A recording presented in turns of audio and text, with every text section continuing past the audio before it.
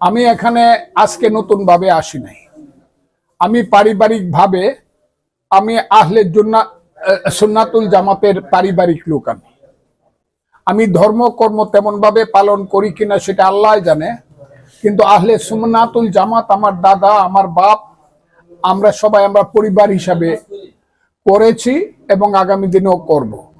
সেই কারণে যখন আমি দেখলাম এইবার 5ই আগস্টের পরে আহলে সুন্নাতুল জামাত এবং সুফিবাদের উপরে আক্রমণ হচ্ছে, যে সুফিবাদের মাধ্যমে এই দেশে প্রথম ইসলাম এসেছিল, সেই অলিয়া উলিয়া গাউস কুতুবরা না আসলে, সেই হজরত মাইনুদ্দিন চিশতি রহমতুল্লাহ আলাইহি, হজরত শাহজালাল ইয়ামিনী মুজাদ্দিদি ইয়ামিনী রহমতুল্লাহ আলাইহি না আসলে, সেই বাইজিদ বুস্তামিরা না আসলে, এই সমস্ত অলি আল্লাহ না আসলে এই দেশে মুসলমান হতো কিনা, বাঙালি জাতি মুসলমান হতো কিনা, এইটা আজকে বলা বড় দুষ্কর।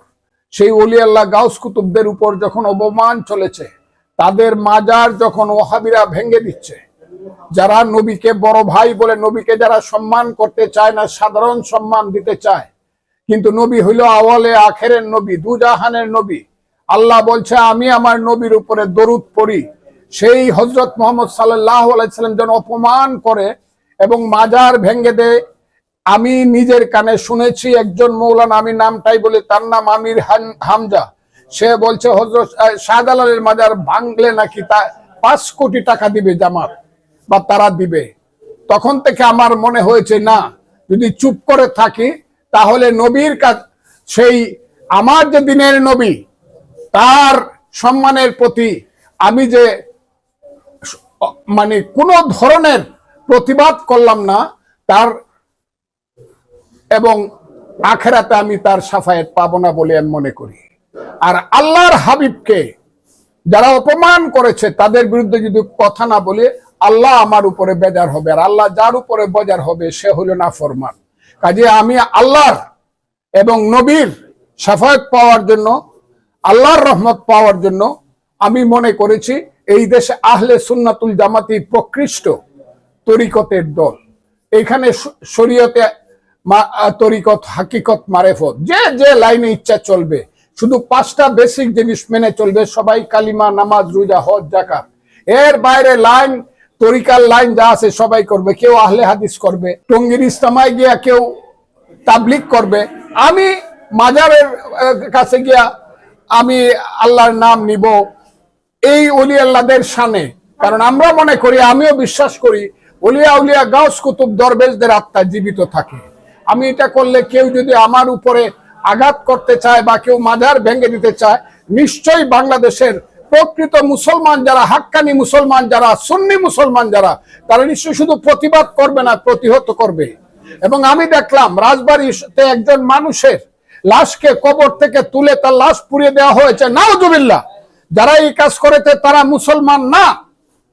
আমি সমস্ত মানুষকে, সমস্ত ধর্মকামী মুসলমানকে আমি এই সবের প্রতিবাদ না, শুধু আমি তাদের প্রতিরোধ করতে বলি। এবং এই কাজ যাতে না হয়, ইউনূস সাহেবের আমলে এই সব অপকর্ম হচ্ছে, সরকারকে আমি সাবধান বাণী উচ্চারণ করছি, মানুষকে ঘর থেকে বের করে ইমানদার মানুষকে দিয়ে আর এই দেশে ধর্মীয় গৃহযুদ্ধ লাগায়েন না, আপনারা এটা বিরত করেন। আমি তাদেরকে আহ্বান করি। আমি কোন ধরনের ইসলামের তো বিরুদ্ধেই না, কোন তরিকারই আমি বিরুদ্ধে না, যে যা ইচ্ছা করবে, কেউ কাউকে বাধা দিতে পারবে না, এটা আমি বিশ্বাস করি। এবং আজকে এই দিনে আমি মনে করি আমার দিনের নবী হযরত মুহাম্মদ সাল্লাল্লাহু আলাইহি ওয়াসাল্লাম হলো এই পৃথিবীর যত বিশ্ব ব্রহ্মাণ্ড আছে সবারই নবী তিনি। আউলিয়া গাউস কুতুবদের নবী রাসূল তিনি বলেছেন, Muhammad is the best, great among the all greatest personality in the world. কাজেই মুহাম্মদের অপমান যারা করে তারা মুসলমান না। আমি সেই হযরত মুহাম্মদ সাল্লাল্লাহু আলাইহি সাল্লামের উম্মত, আল্লাহর বান্দা, নবীর উম্মত। আমি সেই পথে চলছি, কাজে নতুন করে চলছি না। কারণ আমাকে যেতে হবে, আমি আল্লাহ বিশ্বাসী, আমি রসুলে বিশ্বাসী, আমি কোরআনে বিশ্বাসী, ধর্ম ইসলাম ধর্মে বিশ্বাসী লোক।